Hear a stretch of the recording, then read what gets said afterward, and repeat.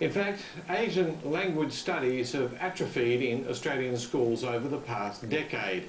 Only 6% of Australian high school students now learn an Asian language.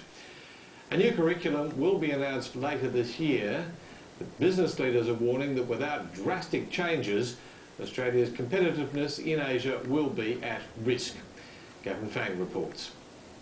某头某鼻子某耳朵 It's been fantastic. I find that every lesson the students are engaged, they're self-motivated, and they really enjoy the content that I teach. It doesn't take much for me to have to motivate them to work. They're genuinely interested in the language.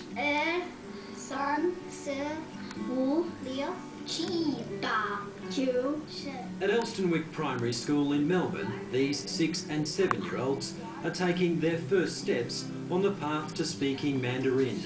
I think they're at the best age to be learning a language. Even more so, the prep students, they're probably some of my best students because they're just so willing to learn. After a slow start, Australians are beginning to embrace Mandarin. Around 100,000 students are now learning the language. It's a small number, but it's one of the few Asian language programs in the country that is growing.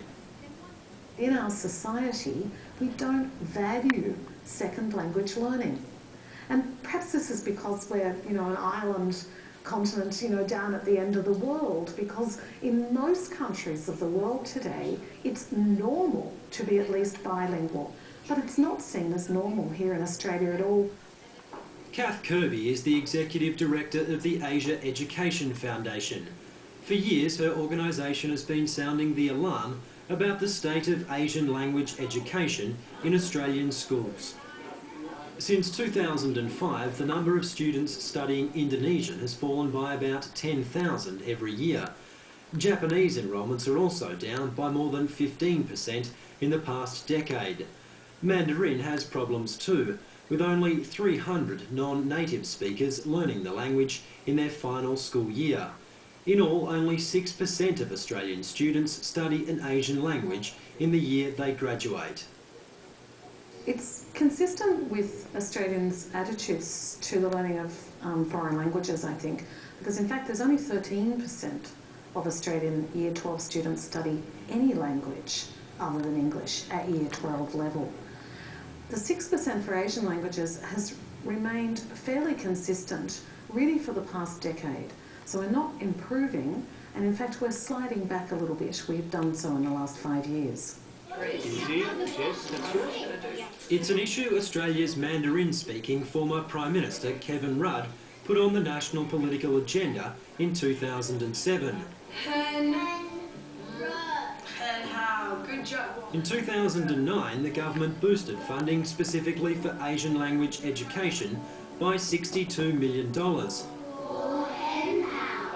But by next year, the funding for that program, the National Asian Languages and Studies in Schools program, will run out, and there's no money coming to replace it.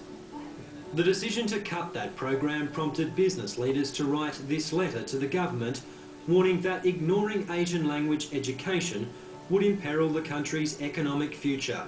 The program was cut anyway. But Australia doesn't really live up to its rhetoric. Australia for many years, really starting with Prime Minister Keating, was talking about how engaged we were with Asia, and increasingly we tell ourselves that. I don't think we are. I don't think we are in many, many levels, and certainly in languages is a perfect example of one where we're very, very unengaged.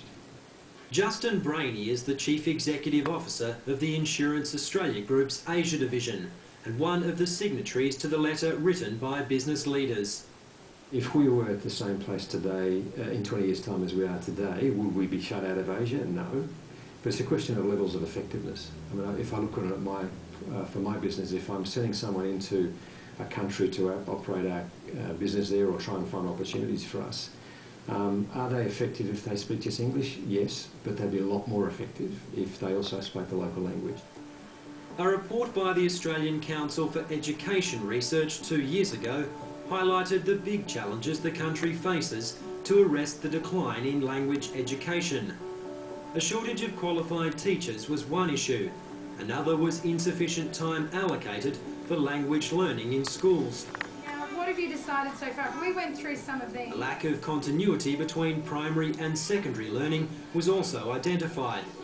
And teachers complain about a lack of Do resources. you think Chinese people would come over to Australia and still eat? The resources I'm finding aren't coming from our education system at all here. I've had to either source that myself, create it myself, or go to resources that I've found in China itself. An overhaul of the curriculum for foreign language teaching is due to be completed later this year. It will provide a framework for schools to address some of the issues causing the decline in language education. But the biggest problem is that many Australians just don't seem interested in learning a foreign language. But we're finding that the parents are coming to us after the first 2 or 3 weeks of setting up, say, an Indonesian class and saying, we don't see the need for this, this is wasting our time and our children's time, we'd rather have an extra math stream. So I think it's probably the lack of understanding of the need that's driving it, and that's a good example where parents don't see the need. Of course, there are exceptions. At Elstonwick Primary, it was the parents who got together to urge the school to switch from teaching Italian to Mandarin. Simon Yunkin is a parent and the Vice President of the Elstonwick School Council.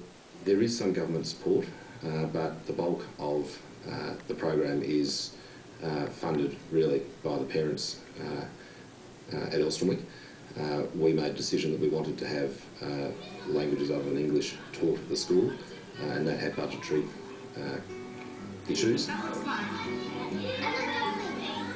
If schools that want to push language education struggle to get support, then what hope is there for children at schools that don't? A child starting school in Australia today will be entering their working life around 2030.